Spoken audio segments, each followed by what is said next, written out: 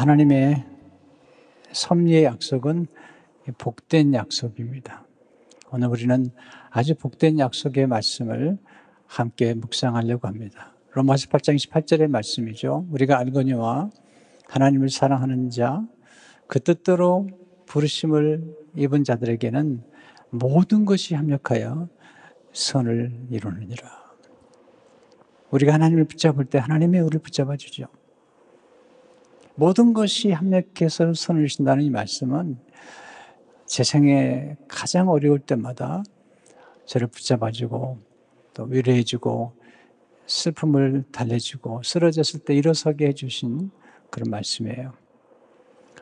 이 말씀은 하나님의 섭리에 관한 말씀입니다. 하나님의 절대적인 주권과 절대적인 섭리가 이 속에 담겨 있어요. 한 절의 말씀이지만 성경 전체의 하나님의 섭리, 인류 전체의 섭리를 담은 말씀이라고도 과언이 아닙니다. 섭리라는 단어는 성경에 나오지 않아요. 또 삼위일체라는 단어도 성경에 나오지 않아요. 그러나 우리는 삼위일체 하나님 믿고 하나님의 섭리를 믿죠. 섭리란 무엇일까? 섭리란 하나님이 그분의 지혜와 능력으로 인류 역사를 주관하시는 것을 의미해요. 섭리란 하나님이 그분의 지혜와 능력으로 우리의 삶을, 우리의 개개인의 삶을 주관하시는 것을 의미합니다. 섭리란 하나님이 그분의 지혜와 능력으로 하나님의 뜻을 이루는 것을 의미합니다. 하나님의 뜻 안에는 하나님의 목적, 그의 뜻대로라는 말은 그의 목적대로라는 뜻을 가지고 있습니다. 하나님의 섭리는 은밀한 중에 이루어지기 때문에 우리가 하나님의 섭리의 사건들을 경험할 때마다 그 섭리의 사건에 대한 정확한 이해를 잘 못할 때가 많아요. 그러나 세월이 지나고 나면 하나님이 이렇게 섭리하셨다는 사실을 알게 되죠. 자, 오늘 본문에서 우리가 배우는 아주 소중한 하나님의 진리와 원리들을 배우겠습니다. 첫째는 하나님, 우리가 하나님의 섭리에 대한 확신을 갖고 살기를 원하세요. 하나님의 섭리에 대한 확신. 바울은 그 확신을 가지고 있는 것이죠. 바울이 확신을 표현할 때 표현이 우리가 알거니와 라는 표현이에요. 내가 알거니와가 아니라 우리가 알거니와. 이것은 공동체적인 경험이에요. 바울 스스로가 경험했지만 여기서 우리가 알거니와 이렇게 얘기를 하고 있는 거예요. 또 우리가 믿는다는 것보다 더 확신에 찬 단어가 안다는 단어예요. 우리가 믿은 것을 우리가 경험했을 때 우리는 안다라는 표현을 쓰죠. 그러니까 내가 믿습니다라는 거기에 힘을 주는 것보다도 오히려 압니다. 우리는 보는 것으로 믿는 게 아니에요. 여러분, 광야에서 이스라엘 백성들에게 날마다 기적을 보여줬지만 믿지 않은 사람들은 여전히 믿지 않았습니다. 근데 놀라운 사실은 믿음으로 보게 돼요. 믿음으로 하나님의 영광을 보게 돼요. 믿으면 알게 되고, 이게 이제 영적인 원리이고 신비죠. 믿으면 알게 되고, 믿으면 보게 되죠. 그러므로 우리는 확신이 이르게 되죠. 나사로가 죽었을 때 무덤 앞에서 예수님께서 무덤에 돌을 옮겨놓으라고 말하죠. 그때 지금 나사로가 무덤에 있는지 나흘입니다라고 얘기하잖아요. 말하다가 예수님께서 요한복음 11장 40절에서 이렇게 말씀하시죠. 예수께서 이르시되 내 말이 내가 믿으면 하나님의 영광을 보리라. 믿으면 보는 거예요. 보지 못하는 것을 미리 볼 수 있고 믿으면 보여요. 하나님은 섭리의 흔적을 많이 남겨놓으셨어요. 특별히 자연 속에서 하나님의 영광을 보게 하시죠. 근데 놀라운 사실은 이 자연을 보면서도 하나님의 영광을 보는 사람이 있고 하나님의 영광을 보지 못하는 사람이 있는 거예요. 믿어야만 보는 거예요. 우리는 하나님의 섭리를 확신해야 돼요. 그래야만이 우리 삶에 찾아오는 여러 가지 사건들로부터 당황하지 않게 돼요. 요셉 얘기를 자주 하잖아요. 자주 할 수밖에 없는 것은 뭐냐면 요셉의 스토리 속에 구속의 드라마가 담기기 때문이에요. 예수님의 스토리가 그 안에 담겨 있었던 것이죠. 요셉의 경험은 미움받은 거예요. 구덩이에 던져진 거예요. 팔려가는 거예요. 근데 그 사건 속에 요셉이 그때마다 그 사건 속에서 그는 하나님의 섭리라고 그가 확신했을까요? 잘 몰랐을 것 같아요. 나중에 그가 애굽에 팔려간 지 20년쯤 됐을 때 형들이 찾아오죠. 왜냐하면 하나님께서 7년 풍년과 7년 흉년을 하나님께서 예비하셨어요. 근데 7년 흉년이 왜 중요하냐면 흉년이 돼야지 그의 형제들이 그의 아버지가 애굽으로 오는 거예요. 우리가 이렇게 생각할 수 있잖아요. 이렇게 가정할 수 있잖아요. 이제 요셉이 국무총리 된 다음에 그 가나안 땅에 한번 가볼까? 가볼 수 있죠. 그러나 그건 하나님의 섭리가 아니에요. 하나님의 뜻이 아니에요. 왜냐하면 하나님은 아브라함을 통해서 히브리 민족이 객이 돼요. 곧 이방의 객이 돼서 400년 동안 있다가 나중에 다시 돌아올 거라고 말씀하셨거든요. 요셉은 그걸 알았다는 거예요. 그 하나님의 섭리를 알았기 때문에 그가 애굽에서 국무총리가 됐을 때 그가 지금 가나안 땅으로 가는 게 아니라 그 7년의 풍년이 지나고 7년 흉년 때에 그의 형제들이 곡식을 사러 오게 되고 아버지가 오시는 그 속에 하나님의 섭리의 드라마가 있는 거죠. 그걸 깨달은 거죠. 그래서 형제들이 왔을 때 두려워하는 형제들에게 말하죠. 창세 45장 5절을 보면 당신들이 나를 이것에 팔았다고 해서 근심하지 마십시오. 한탄하지 마소서. 하나님의 생명을 구원하시려고 나를 당신들보다 먼저 보내셨나이다. 하나님이 섭리하셨다는 거죠. 네, 창세기 50장 20절에 보면 이게 이제 사실은 로마서 8장 28절에 구약의 버전이에요. 당신들은 나를 헤아리시는 하나님은 그것을 손으로 바꾸사. 네, 합력하여 손으로 바꾸사. 네, 오늘같이 많은 백성의 생명을 구원하게 하시려 하셨나니 이 하나님의 섭리의 마지막 절정은 언제나 구원의 드라마예요. 선교의 드라마예요. 그를 위해서 하나님께서 놀라운 역사를 일으킨 것입니다. 두 번째, 하나님의 섭리는 하나님을 사랑하는 사람들 속에 나타납니다. 우리가 알거니와 하나님을 사랑하는 자, 곧 그의 뜻대로 부르심을 입은 자들에게, 여기서 하나님을 사랑하는 자라고 얘기하고 있어요. 그런데 제 마음속에 좀 약간 부담이 됐어요. 내가 하나님을 정말 사랑하는 걸까? 그래서 제가 고민을 했어요. 이 말씀을 가지고 씨름을 좀 했어요.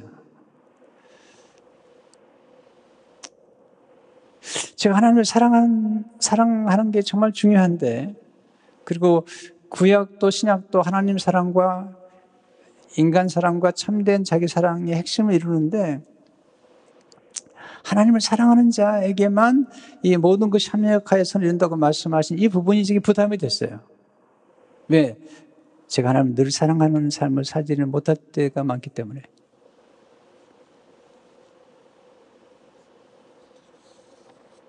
근데 하나님 마음속에, 제 마음속에 이렇게 깨달음을 주셨어요.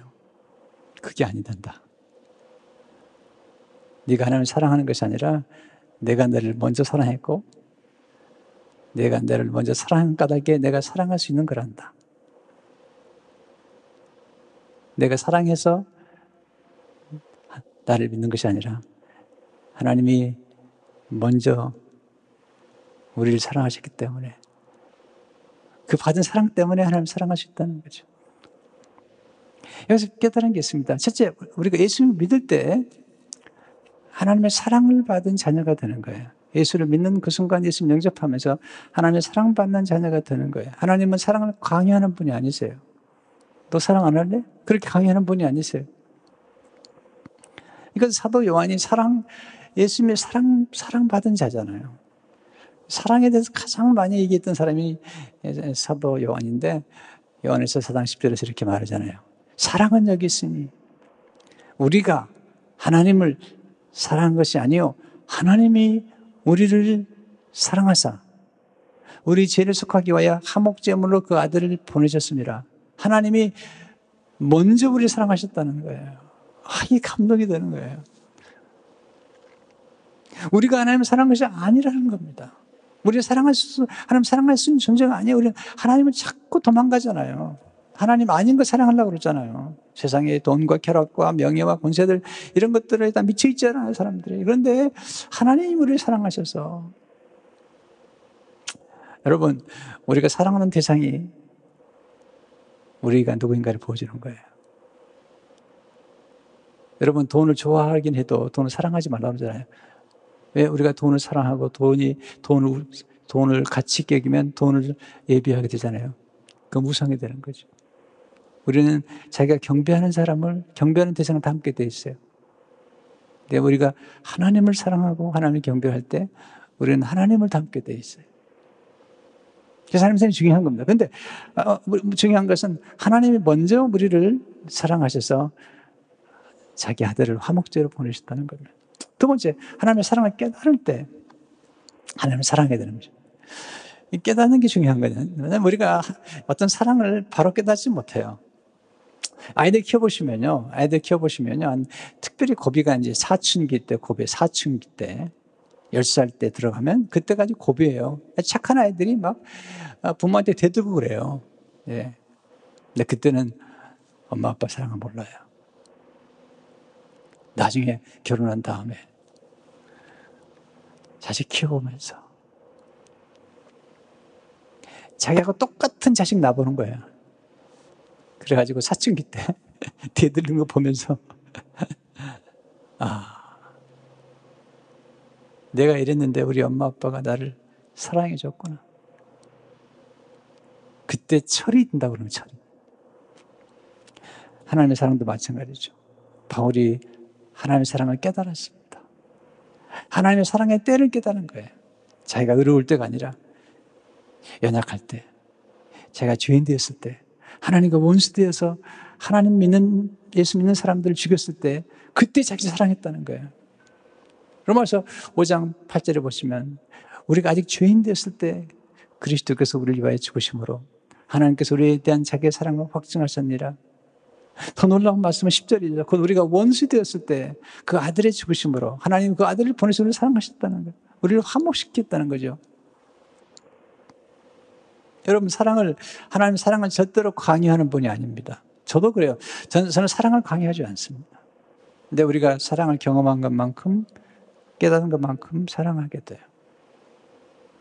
세 번째, 하나님 우리를 사랑하시고 그의 뜻대로 부르셨다는 거예요. 그의 목적을 따라 부르셨다는 거예요. 이 말은 뭐냐면 우리를 불렀다는 사실은 우리를 선택했다는 거예요. 근데 여기에 또 하나의 신비가 있어요.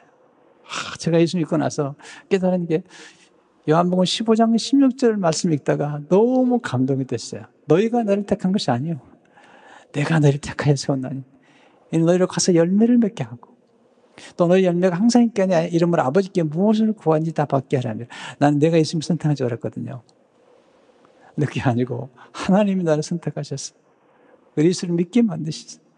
그리고 하나님의 뜻과 목적, 곧 사명을 이루도록 부르셨다는 거죠.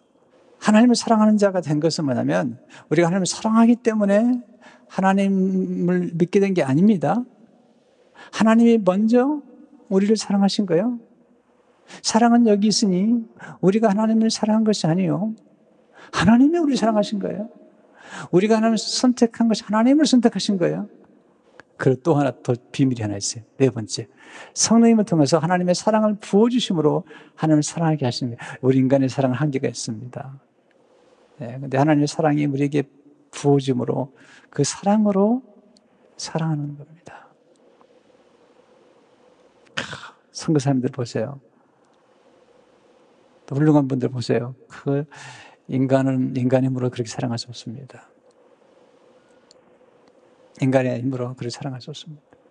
그래서 로마서 5장 5절에서 바울이 이렇게 얘기하잖아요. 소망이를 부게 하지 않으면 우리에게 주신 성령으로 말미암아 하나님의 사랑이 우리 마음에 부음받으면요. 원래 우리는 완악한 사람들이에요. 마틴 루터가 말한 것처럼 원래 우리는 창기예요, 창기. 근데 하나님이 창기를 사랑하셨어요. 이게 하나님의 스캔들이에요. 네. 십자가를 꺼리끼는 것이라고 얘기해요. 고린도서 1장에서 바울이 이 꺼리낀다는 말이 헬라어로 스캔달러스예요. 스캔달러스. 여기서 스캔달이 나오는 거죠. 하나님의 사랑할 수 있는 대상을 사랑한 것이 아니라 사랑해서는 안 될 사람, 사랑할 수 없는 사람, 창기. 호세아가 창기 고멜을 데려다가 아내로 삼죠. 또 도망가요. 또 데려와요. 그게 이스라엘이라는 겁니다. 그것이 하나님의 백성이라는 거예요. 그게 하나님께서 장자로 삼았던 이스라엘 백성이 하나님의 신부로 삼았던 이스라엘 백성이라는 거죠. 우리도 그렇잖아요. 하나님 얼마나 우리 사랑하세요. 또 도망가. 또 하나님 또 찾아옵니다. 근데 그거 아세요? 하나님 우리를 부끄러워하지 않으세요. 네, 부끄러워하지 않으세요. 로마서 보면 바울이 이렇게 얘기하죠. 하나님의 은사와 부르심에는 후회하심 없다는 거예요. 하나 후회하지 않으세요. 여러분 선택하시고 저 선택 후회하지 않으세요. 가끔 이런 얘기 하죠. 교회가 그럴 수 있냐고. 교회가 그러는 곳이에요. 교회가 원래 창기였어요. 교회에 모인 사람들이 원래 그런 사람들이에요. 그런데 하나님이 그 창기와 같은 우리들을 이 교회 공동체를 만들게 하셔가지고 신부로 만드신 거예요. 그래서 이 땅에 사는 동안에 세워진 로컬 처치는 완벽하지 않아요. 왜? 예수님이 선택하셔서, 네, 이 창기와 같은 우리 선택하셔서 마틴트가 말한 것처럼 우리에게 예수님의 의와 거룩함과 지혜와 구원을 부어주셨어요. 성령을 부어주시면서 아름답게 만들어 가신 중인 거예요, 계속해서. 로컬 처치는. 그럴 때문에 교회에 문제가 있는 거죠. 그런 교회가 그렇습니다. 나 그런 교회 안 나가겠다. 여러분, 그 말도 안 되는 거죠. 우리가 그렇게 완벽한가요? 그거 그럴 수 없는 거예요. 여러분, 하나님을 부끄러워하지 않습니다. 호세아가 그 거룩한 선지자가 창녀와 살아요. 그리고 그 아내를 부끄러워하지 아니에요. 하나님이 우리를 부르셨어요. 우리를 부끄러워하지 않아요. 때로는요, 예수 믿는 사람들이 예수 안 믿는 사람보다 훨씬 비인격적인 때가 많아요. 때로는요. 모순이죠. 물론 하나님이 거기에 머물기는 원치 않죠. 뒤에 설명하겠지만 말이죠. 우리가 그런 사랑을 받은 우리들이 점점 거룩해지도록 우리를 부르시죠. 그게 이제 다음 주에 말씀드릴 말씀들인데, 하나님의 궁극적인 목적은 이 창기와 같은 우리를 하나님의 거룩한 신비로 빛나게 만드는 거죠. 그렇지만 우리의 삶의 현주소를 잊어서는 안 됩니다. 그래서 하나님의 사랑이 크신 거예요. 위대하신 거예요. 우리가 사랑할 수 있는 사람을 사랑하는 사람은 그건 사랑에 아주 제한되는 겁니다. 이게 구속의 드라마예요. 하나님의 우주적인 스캔들이에요. 이게 소문난 거예요. 십자가에서 하나님이 창기를 데려다가 신부를 삼으셨대. That's the 복음. 이것이 복음이라는 겁니다. 복음. 불편하시게 생각하지 말고 이게 복음이라는 거죠. 너는 아니라고요?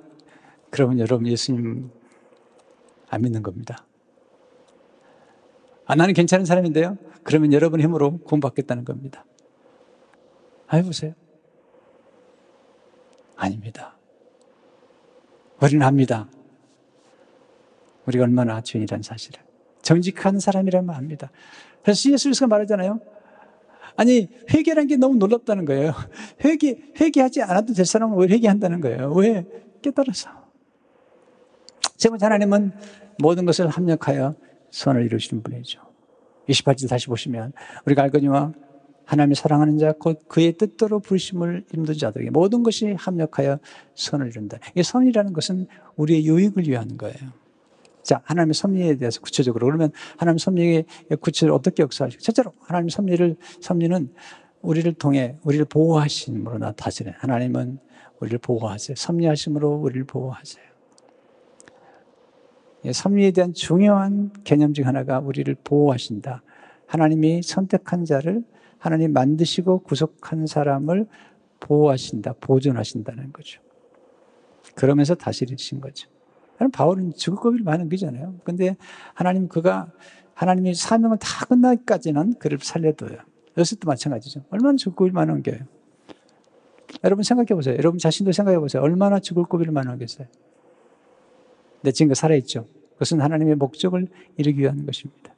에스더, 모르드게, 유대인들 거의 죽을 고비 넘겼는데 하나님이 섭리하심으로 모르드게가 왕을 죽이려는 음모를 발견하고 고발한 사실이 궁중일기에 써 있고 또 공중일기에서 써 있는 그 내용을 나중에 아하스웨로 왕이 잠이 오지 않아가지고 공중일기를 가지고 읽는 중에 모르드게를 상 주심으로 거기서 갑자기 순식간에 모든 게 반전되는 역사가 나타납니다.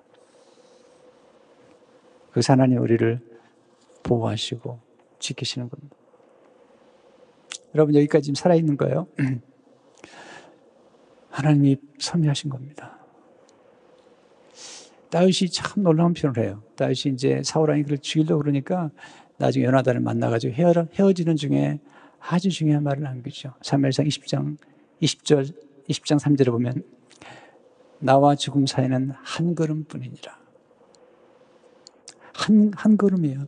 네, 나와 죽음의 사이는 한 걸음뿐인데 우리가 살아있는 겁니다. 많은 사람들이 살아오는 과정에서 죽음의 고비를 죽음의 문턱까지 갔다가 다시 살아난 경험들을 해요. 네, 수술대에 올랐다가 또는 어떤 사고에서.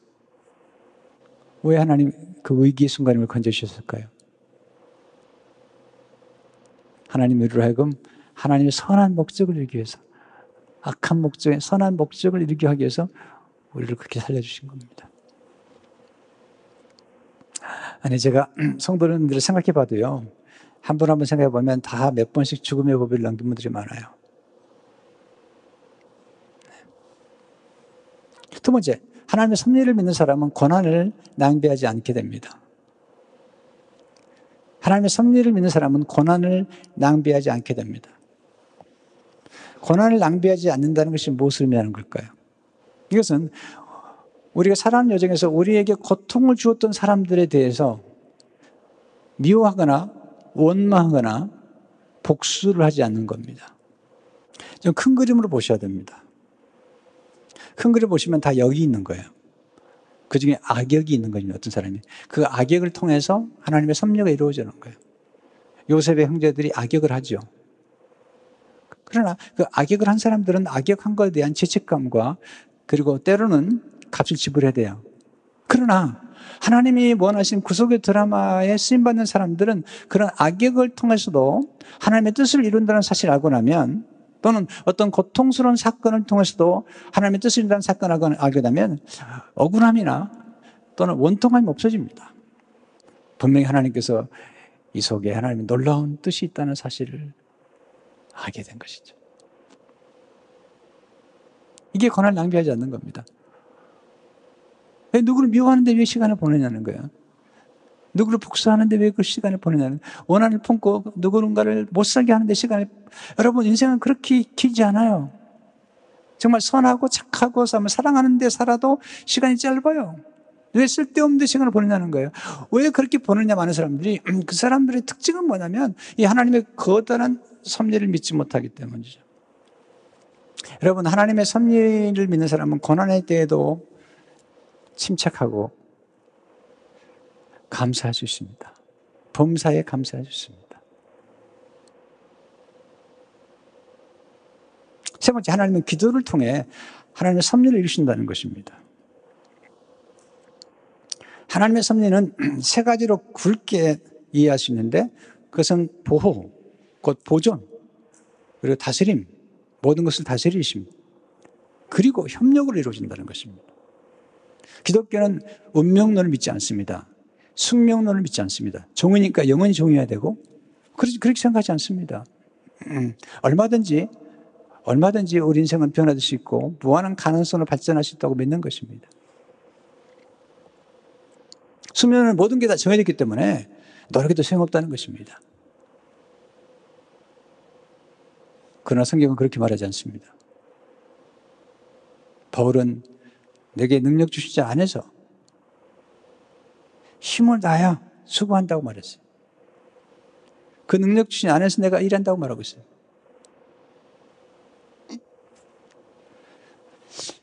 여러분 하나님의 섭리를 믿는 사람은 정말 노력합니다. 요셉을 보십시오. 7년 풍년과 7년 흉년이 나오잖아요. 그건 하나님의 섭리를 아는 거죠. 하나님의 섭리를 알았기 때문에 7년 동안에 5분의 1씩 저금을 한 거예요. 우리 인간의 노력이 하나님의 섭리와 합해지는 거죠. 여기서 협력한다는 말의 헬라어는 시너지, 이 시너지가 거기서 나온 거예요. 합력함으로 더 아름다운 작품이 만들어지는 거죠. 하나님과 우리가 합력함으로. 그런데 중요한 역할은 기도라는 거예요, 기도. 지금 히브리 민족이 전체가 죽게 살 당시에 에스더가 기도하잖아요. 다니엘이 사자굴에 들어갈 때 기도하잖아요. 바울이 마게도니에 가가지고 기도처를 가서 기도하러 갔다가 거기서 루디아를 만나고 또 점치는 여정을 고쳐주고, 그리고 빌립보 감옥에 들어서 기도하잖아요. 기도하다가 빌립보 교회가 시작된 거예요. 그러니까 우리는 하나님이 우리에게 기도하라고 그러는 거예요. 기도함으로써 하나님의 섭리가 더 이루어지도록 역사하는 거잖아요. 하나님의 섭리의 절정은 예수님의 십자가죠. 거기서 다 이루어집니다. 전체 드라마는 창조와 타락과 구원, 그리고 예수님의 재림이죠. 이 전체 드라마의 절정이 십자가에 있는 거죠. 십자가에서 하나님이 죄인을 사랑하셨어요. 창기와 같은 우리를 선택하셔서 먼저 사랑하시고, 그리고 우리를 구원하셨어요. 이게 하나님의 선한 뜻이 절정이죠. 하나님의 선한 뜻은 구원에 있습니다. 선교에 있습니다. 그러나 거기서 끝나지 않습니다. 우리를 구원하신 다음에 창기를 신부로 만들어가지고 빛나게 만드는 거죠. 이게 성화고 이게 영화입니다. 예수님을 닮아가도록 신랑이 신부를 선택했는데 신부가 창기예요. 그런데 예수님이 이 창기를 신부를 선택하셔가지고 자기와 같은 아름다운 존재로 만들어가는 것. 그것이 모든 것이 합력해서 이루는 거죠. 어떻게 이게 구체적으로 성화가 영화가 이루어지는가? 그것은 제가 다음 주에 말씀드리겠어요. 그러니까 궁극적인 하나님의 섭리는 뭐냐면 모든 것을 합력해서 구원의 일을 이루실 뿐만 아니라 모든 것을 합력해서 우리로 하여금 이제 예수님을 닮아가도록 만드는 것. 정말 사람들에게 이게 교회입니다라고 보여줬을 만큼. 저기 교회야? 그게 아니라 와, 교회는 다릅니다 라고 보여줄 수 있는 그런 교회를 세우도록 하나님 원하시는 거죠. 오늘 이 하나님의 섭리를 기억하시고 이 섭리 속에 여러분이 들어가 있다는 것 자체가 여러분 흥분되지 않으세요? 저는 너무 흥분이 되는 거예요. 아니, 부족한 사람을 하나님 예수 믿기 전부터 바다에서 죽을 수 있는데 거기서 건져내시고 여러 번 하나님이 저를 살리셔서 여기까지 인도하시는 것 자체가 얼마나 감사한지. 여러분도 마찬가지죠. 우리의 은혜를 평생 갚아도 부족해요. 네. 이 말씀을 기억하시면서 고난을 낭비하지 말고 이런 코로나 바이러스의 이런 어려운 때에도 중심을 잃지 말고 그 다음 단계를 준비하고, 그리고 하나님을 의지하되 지혜롭게, 하나님은 우리가 하나님과 협력해서, 그리고 하나님의 어떤 사건의 때를 만들어 가실 때 그 하나님의 그 때 앞에 순종하는 게 필요해요. 그게 진정한 성도의 모습이에요. 그런 말 하잖아요. 매 순간 순종하는 게 거룩이다. 네, 그게 하나님의 뜻을 이루어가는 하나님의 역사인 걸 믿으시고 이 말씀으로 위로를 받으시고 고난을 낭비하지 않는 우리 모두가 되기를 주의 이름으로 축원합니다.